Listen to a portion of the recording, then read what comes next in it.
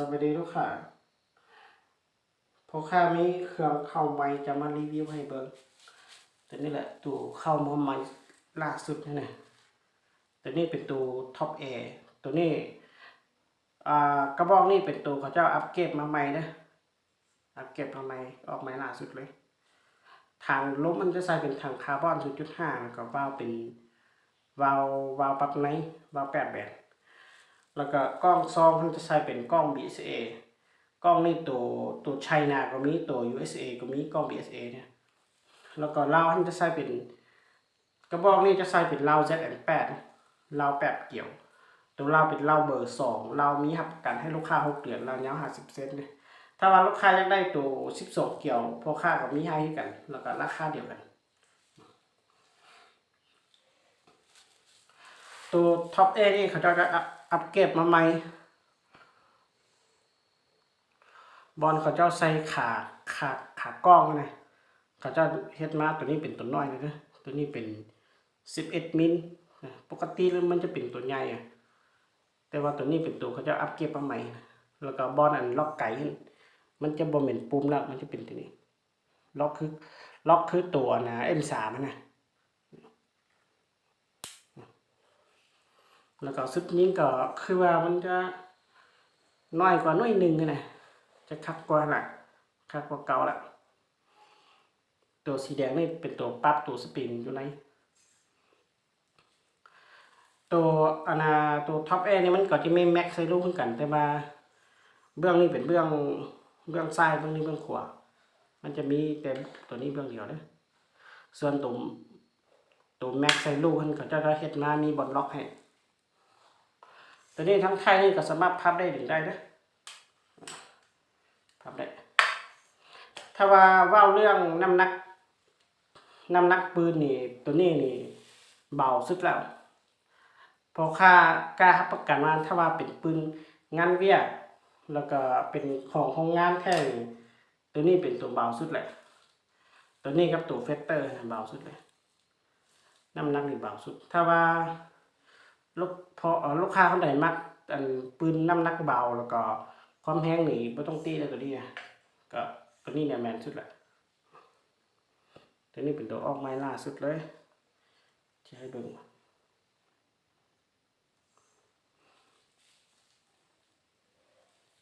แต่ถ้าว่าลูกค้าคนใดสนใจกระบอกนี่แล้วก็แซบหาพอค่าทาง WhatsApp นะตัวนี้เครื่องมาบ่หลายเด้อตัวนี้เนี่ยเครื่องมันน้อยเลย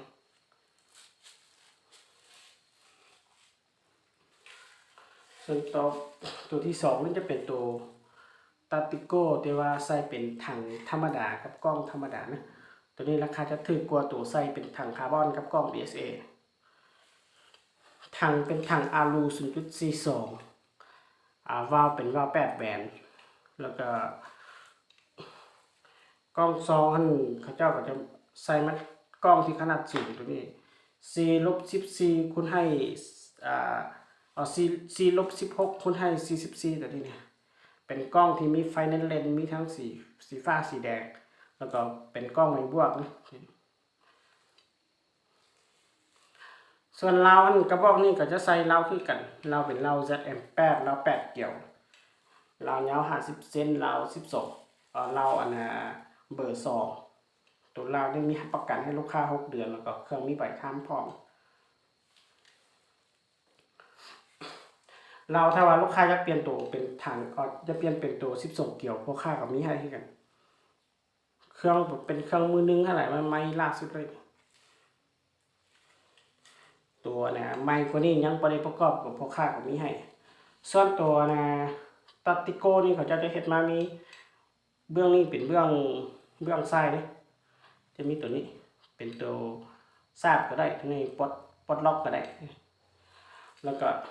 ตัวนี้เป็นตัวซ่ากับตัวยูลูกปืนมันตัวนี้เป็นเบื้องขวาตัวนี้เบื้องซ้ายแม็กไซลูกมันจะใส่เข้าวันนี้ตาติโก้นี่ตัวแม็กไซลูกนี่ใส่ได้11 ลูกแล้วก็จะบ่มีตัวล็อกให้บ่คือกับตัว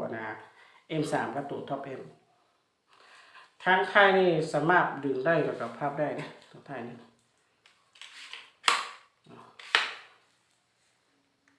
ดึงได้แล้วก็พับได้สบาย ตัวนี้เป็นตัวถังธรรมดากับกล้องธรรมดาแต่ว่าราคาจะถูกกว่าตัวถังดีกับตัวถังคาร์บอนกับตัวกล้องดีส่วนปืนนี่ถ้าว่าเทียบใส่กับตัวอันใส่ถังดีกับกล้องดีก็คุณภาพก็การใช้งานมันก็คือกันนั่นแหละต่างแต่ถังนี่น้ำหนักจะเบากว่าถังคาร์บอนนี่บรรจุได้ล้มหลายกว่าจะยิงได้หลายกว่าแล้วก็อันน้ำหนักปืนนั่นจะเบากว่าตอนนี้ตัดติโก้ได้ตัดติโก้ออกใหม่ล่าสุดแต่ถ้าว่าลูกค้าคนไหนอยากได้ก็มีแต่แซบหาพ่อค้าทาง WhatsApp เด้อช่วงนี้เครื่องที่มีในห้างก็มีเครื่องมีความทรงก็มีตัว MCK2 แล้วก็ตัดติโก้กับตัว Top Air นี่แต่ว่า Top Air นี่บ่มีหลายเด้อแต่ว่าลูกค้าคนใดตามหารุ่นนี้แล้วก็แซบหามาเลยบ่มีหลายแล้วก็พ่อค้าก็บ่ได้ขายราคาแพงตัวนี้นะราคาก็พอใช้พอฟังแหละปานกันใช้ลูกค้าสนใจก็ไม่ได้แซบหา